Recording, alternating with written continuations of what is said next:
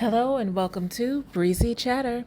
Today I'm going to be talking about the bold and the beautiful, but first and foremost, thank you to those who have subscribed to my channel, and let's get started. So it looks like Katie is trying to strike up a deal with Dollar Bill, and the deal goes like this. If you help put Sheila back in prison, I will give our relationship another chance. And while it appears that Katie's making headway with Dollar Bill, we have Sheila watching the whole thing unfold. So we know that Sheila's going to intervene, but the question is, has Katie put herself in danger? Is Sheila going to do something to silence Katie so she can have Dollar Bill in her pocket?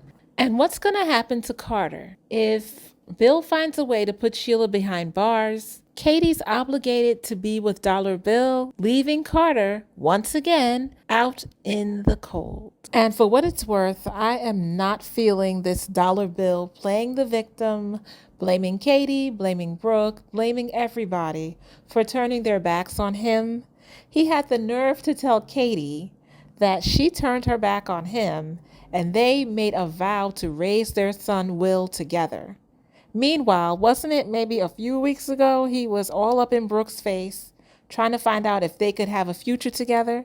What happened to that vow then? Dollar Bill should be left to suffer with Sheila. Good riddance. Meanwhile, we did get to see Sheila and Deacon interacting with each other. Of course, he's beyond happy that she's out of prison, but he's a little disappointed that she's tangled up with Dollar Bill. But he's so excited about the opening of Deacon's place, he's not heartbroken over the idea of Sheila being with Dollar Bill.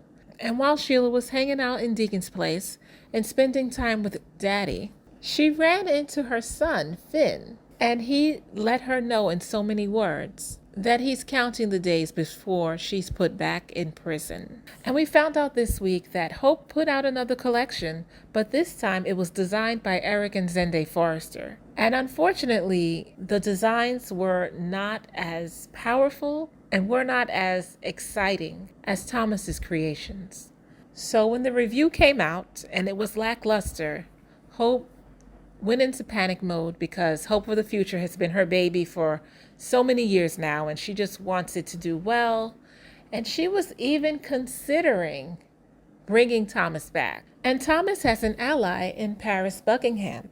He has been staying at her place, which used to be his place. And she did make some good points. She did tell Hope that Thomas was fired or let go for personal reasons, not for business reasons. And Thomas, he was beyond ecstatic to find out that Hope's latest collection was not a hit. So much that he took some designs that he'd been working on and took them to Forrester, where he's not allowed on the premises, and had a word with Steffi and showed her his designs and was sort of begging for a second chance for the third or fourth time. And although Steffi loves Thomas and she misses the old Thomas that she grew up with, she doesn't have it in her heart to give him another chance.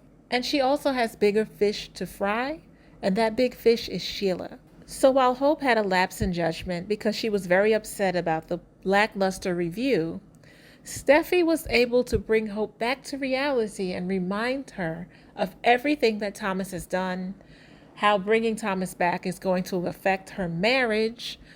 And Hope realized that Steffi was right and that she can't allow Thomas to come back. And she thanked Steffi for reminding her of the reason why Thomas is not there in the first place. Although I do agree with Paris, I do feel like, what does business have to do with personal? I do feel like this is good for Thomas because maybe this will push him out and put him in a position where he will go into business for himself. We'll have to wait and see what the writers decide. This week was kind of interesting. Looking forward to next week. And that is my commentary. If you liked it, hit like, subscribe, and leave comments. Thank you for your time. Until next time, ta-ta.